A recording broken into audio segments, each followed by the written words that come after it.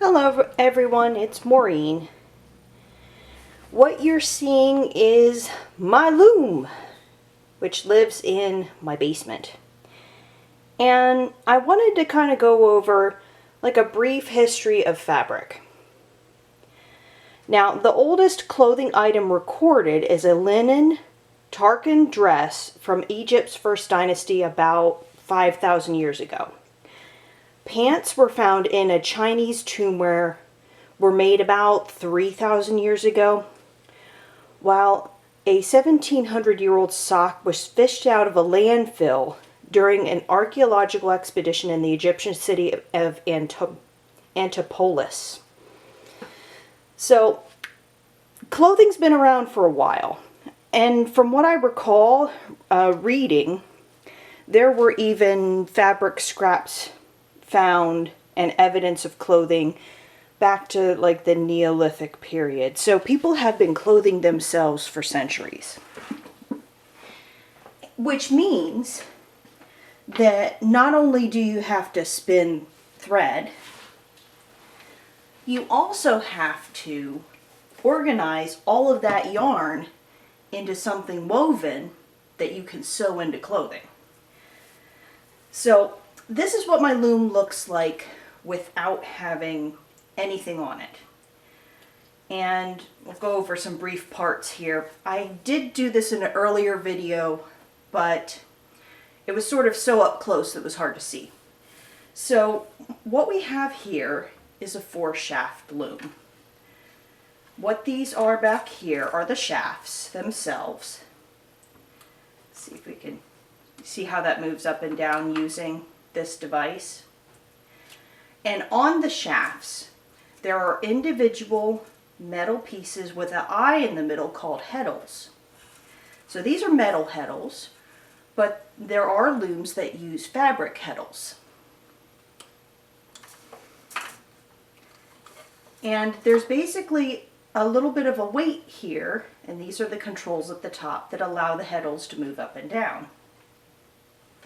There's a roller in the front and a roller in the back. So when I load on all of the warp, which would be the threads that go up and down, or the horizontal threads, I weave them or roll them all on the back. And as the warp comes through the heddles and moves up and down, and then works its way through this, which is the reed, I am able to move a shuttle back and forth with my weft thread. And as everything moves up and down, I'm able to create fabric, which ends up getting rolled onto the front bar here. So your finished fabric ends up here. What I'm doing today is changing my reed. And I have several of these. They're about 16 inches or so wide. So since my reeds are only 16 inches wide, my fabric is going to pretty much end up being 16 inches wide.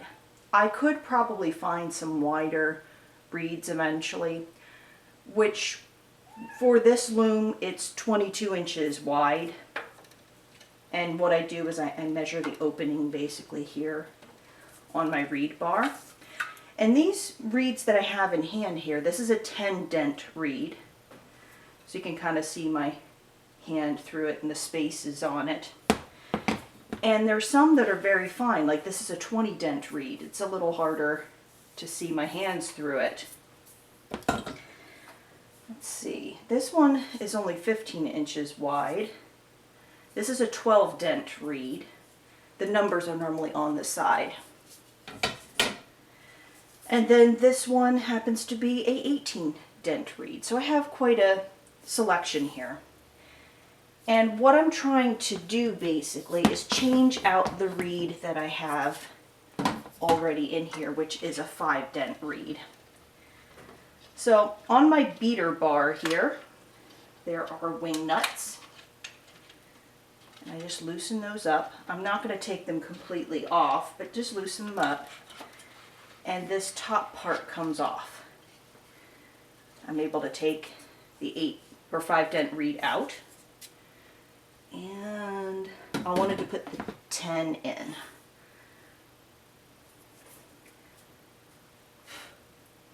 It does get a little dusty because you are working with fiber, and fiber does leave some. Just push the end into the bottom tray. And then slide this back on. And then I make sure the top fits into the top tray that I'm pushing down. And then just tighten the wing nuts. You don't have to make them super tight, just as long as it's snug that things aren't going to move around. So that's how you change a reed, because I can't even slide it back and forth, so it's nice and tight. So that's how you change a reed in a beater bar of your loom. Now this is a hardwood cherry loom. I love this loom. I was lucky enough to locate it in a state next to me, and the person was lovely enough to ship it. This packs down, this folds down actually. There's tabs over here, and then this lays flat and the legs fold up underneath. So this is what it looks like when it's ready to have warp put on it and ready for weaving. But it folds down that if I wasn't using it or didn't have a project, that I'd be able to do so. But yes, this loom is 22 inches wide as far as the open space right here. So if I had a reed that was that wide, let's see. So this space in the middle here is 23 inches.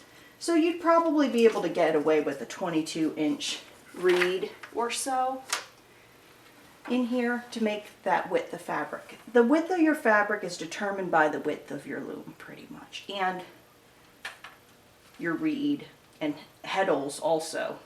So they're only so wide. So what I have in store for you today, I'm not going to warp up the loom. It takes me a good 8 to 12 hours to get that done. That would be a very long video. I might be lucky enough to catch some footage possibly of it.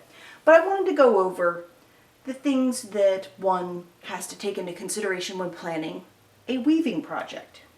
I have my trusty assistant Star right here, who just had a wonderful snack. Yes, you did.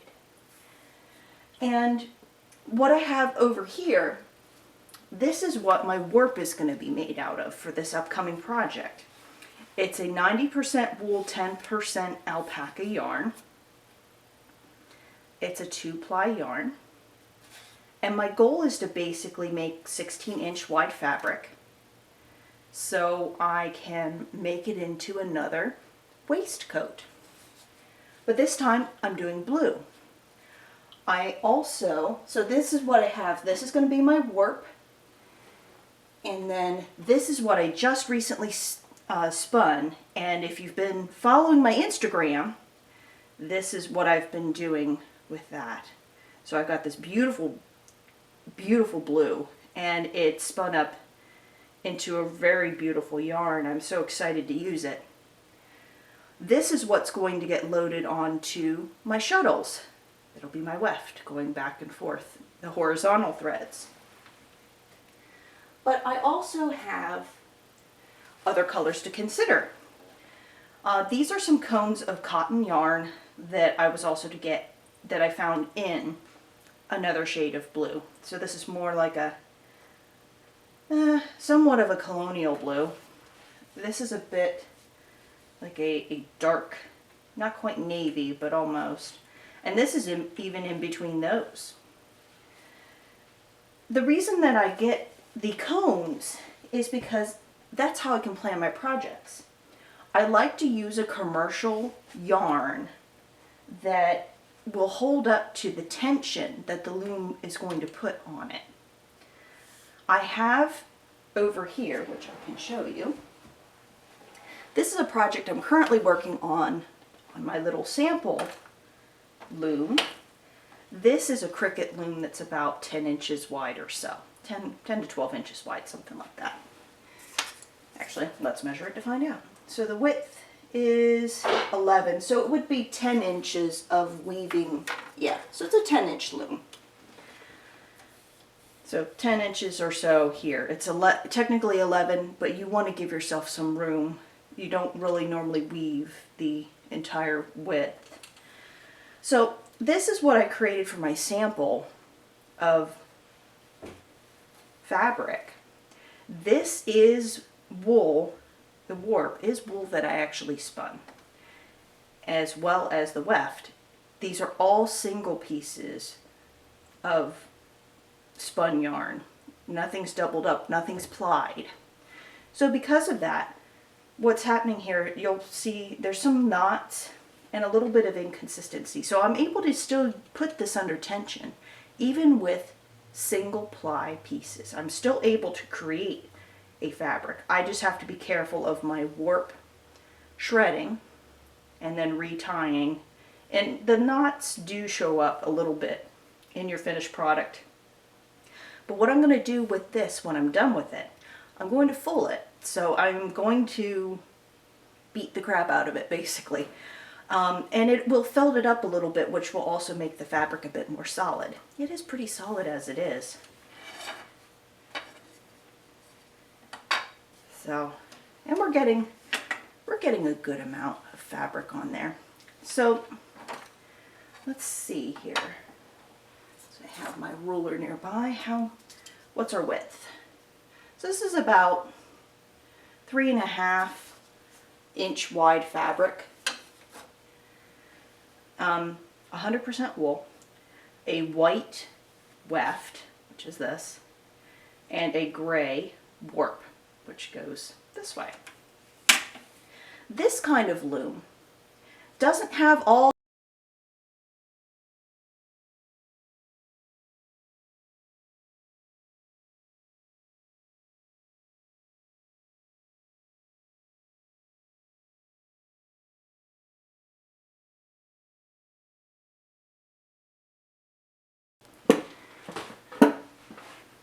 apologize there, the camera decided it wanted to shut off. As you move the heddle up and down, your warp threads are doing this, creating a shed that you pass your shuttle through, and that allows you to weave up the fabric. So I will post more pictures of this on my Instagram. It's Tutorosities by Maureen there as well, if you wanted to follow that. One of the other projects besides the blue that I plan on doing, and if you followed my Instagram also, I'm going to be doing some red too. So this is what the weft will be this red woven or hand spun yarn will be woven up. There's more. That'll be woven into a bit of cloth. Now you don't necessarily have to create everything the same color. The reason that I am creating everything the same color is I want just solid colored fabric. The beauty about having a loom, and this is even true in period, they made patterns. So this is a cotton that I'm going to be using for the warp, which is very strong and very narrow. I'll probably, with this being so very narrow, I'll probably be able to use a more narrow dent on here. I could probably use the 12, maybe the 15. I could go up to the 20. I mean, this is narrow enough that if I wanted to do that, I could. I'll have to decide that at the time. But I have all of my cones are over here in this basket. So this is my rainbow color of happiness right here. I've got green, brown, white, like ecru, black. I've got just about every color of the rainbow. Here's a nice black cotton. Cotton works really great for warp. It really puts up to a lot of abuse. Wool does well as well. So I don't mind necessarily using the alpacas, but I have a combination of cottons and wools for the warp for future projects. I just procured 3 cones of this gorgeous foresty like green. It is just awesome. And it's wool. I can definitely feel that. Sometimes with the mills that create the yarn, there'll be labels on the inside of your cones, which will give you fiber content, which is always nice. Yep, it's a woolen, Pendleton woolen. So it's a Pendleton wool. It's because Pendleton Mill made the yarn. I have 3 of those, so plenty of work to create some wonderfully green awesomeness. And then I also ended up with this fantastic yellow. And I have some yellow for the warp. And I have a couple different shades that are like a lighter yellow. So that's what's neat about this. Is that when you're creating your own fabric, you can make variations. You can make your own patterns if you so choose. The blue is just going to be a plain woven cloth. My goal eventually is to really get into twills, various different kinds. And I have found about 4 or 5 different ones that were done. And there is a surviving Italian dress that used a diamond woven twill that is just absolutely gorgeous. It's in blue with white. So you could actually see the pattern going through. So there are ways of having fabric that isn't just solid colors. You could definitely have patterns, but you have to know which patterns were used and when. For this loom, I use various different kinds of shuttles, so to speak. These are what I use with my Cricut 10-inch rigid heddle loom. These are made out of oak, and then I just wind on the yarn. Could I use these with this loom? Yes. It depends on what you're comfortable with. But these work fantastically well with my smaller loom.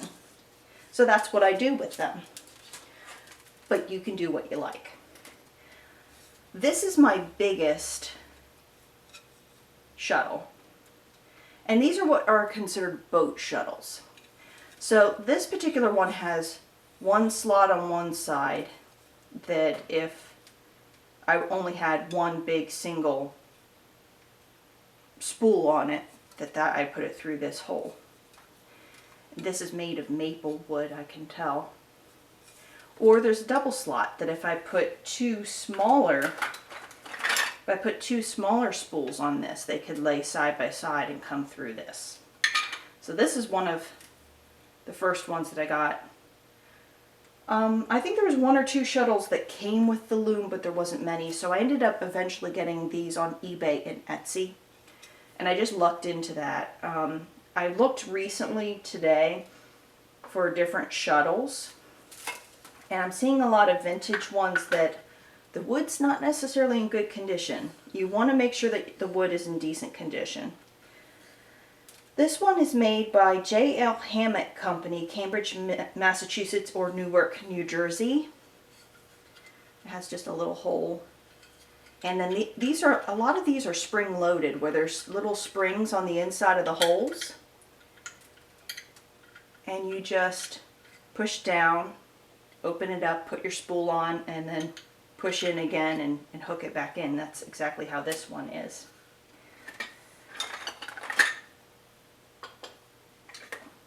And this is one that I recently procured. This is a new shuttle. It's a Leclerc shuttle. I got it for $24, but its original price is $38. So this one actually has a hinge. So that's how you would put in your little spool. And there are little, like, you'd have this full of yarn and then it just snaps in. That's it. Very, very easy. And then this is one of the ones that originally came with the loom, which has wooden shuttles with it. And this is very similar, where there's a little mechanism that just pinches in, and there are plenty of these little wooden spools, which are in fantastic shape. They're also made of maple. I've noticed with boat shuttles, looms. A lot of them are made out of hardwoods of some form. So this one's a bigger one. This is another weaving shuttle. Looks like it is made by GAD out of Sweden. It does have some markings on it. This is also made of maple. So this particular one is spring-loaded as well. So the spring is down here and you push down and it opens up, allows you to load your shuttle on it. Now this one was purchased for $10, but keep in mind the price on these guys can vary, and I bought these used, so these weren't brand new. If you're buying them new, they're probably 40 to 50 bucks or more, especially depending on what wood they're made out of. So this is another shuttle. This one's a snap-in. So there's a little hairpin right there, and here's the opening on the top. But luckily, with a lot of these shuttles, you could use different spools interchangeably. So I have plenty of the little 4-inch Leclerc plastic ones, which can be used over and over and over again. Trust me, I'm not going to throw them out. And then I also have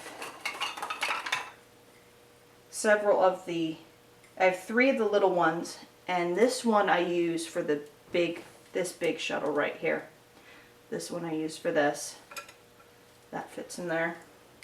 And then these work interchangeably with the other shuttles, these smaller, which I think they're about the same size.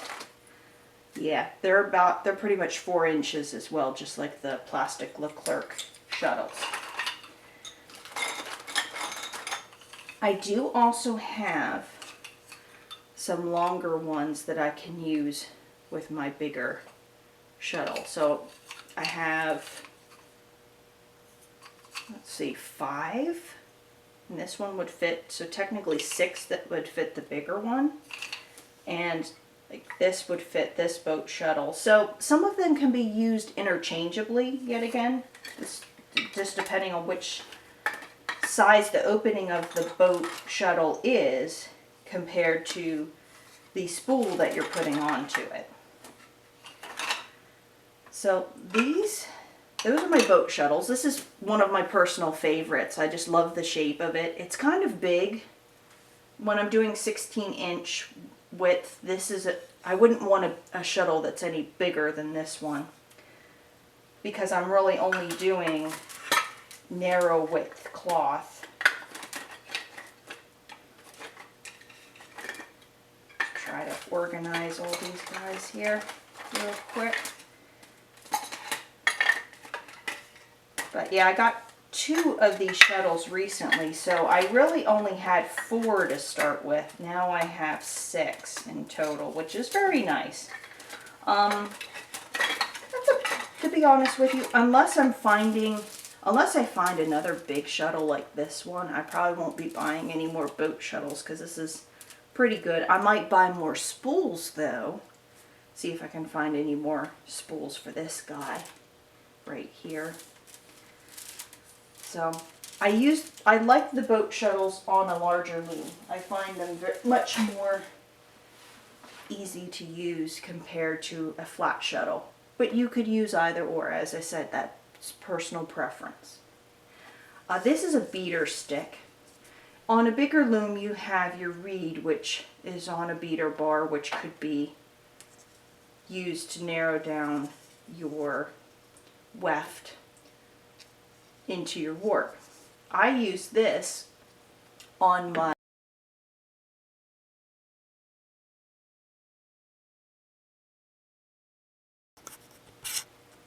I talk about warp quite a lot, but how do I get all the yarn off of one of these spools onto this loom? That's what this is. This is called a warping board.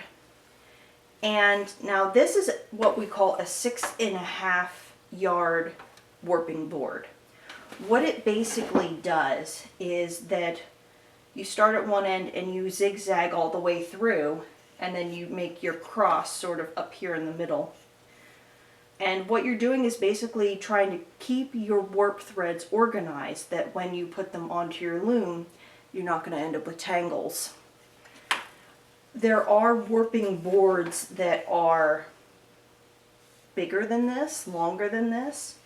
And then there's also called warping mills, which are still made today, and those can make even longer yardages of warp to be put onto a loom.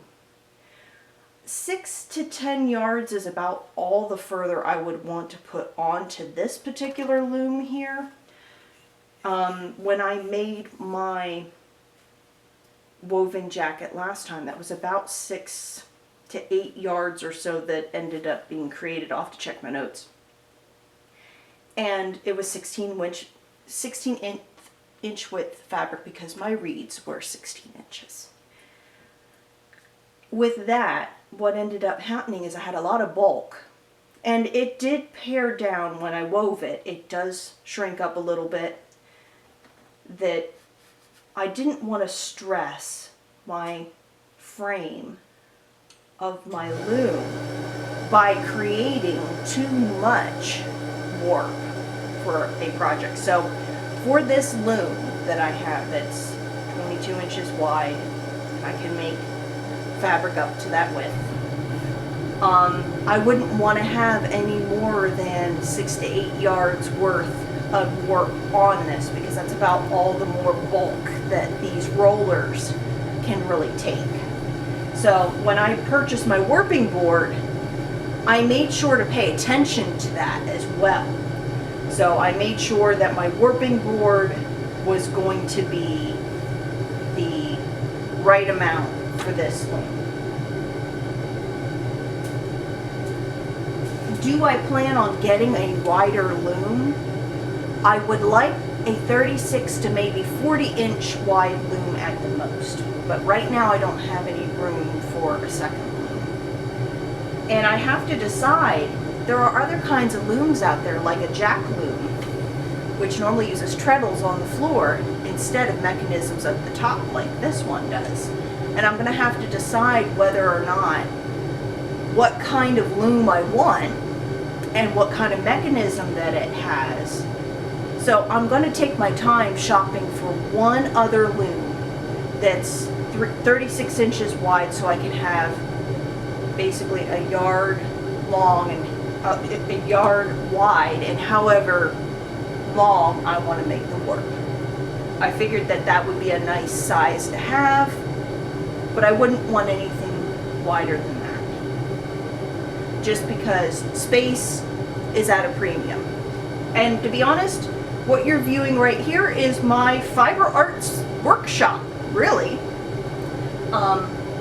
This is my oldest spinning wheel, and I used her for years and years and years before I bought my current Ashford Traveler.